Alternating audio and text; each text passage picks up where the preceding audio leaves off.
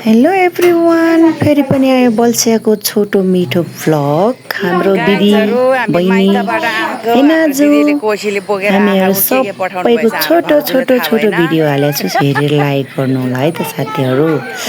किनभने मैले के यो लाम्काने गाउँ चाहिँ यति रमाइलो हुन्छ भनेर मैले जिन्दगीमा कहिले सोचेको थिएन कि साथीहरू। यति परिवर्तन भएछ कि यति परिवर्तन भयो त यति रमाइलो। वाउ, लास्टै राम्रो छ हो अहिले त हाम्रो दिदीको गाउँ त। अनि यसरी परिवर्तन हुन्छ भनेर मैले साँच्चै 10 मनमा 1 मन पनि सोचेको थिएन क्या। आजभन्दा 14-15 वर्ष अगाडि म गएको थिएँ कि यति रोएको थिएँ, मेरो घोडा दुखेर है, साह्रै दुःख पाएको थिएँ कि।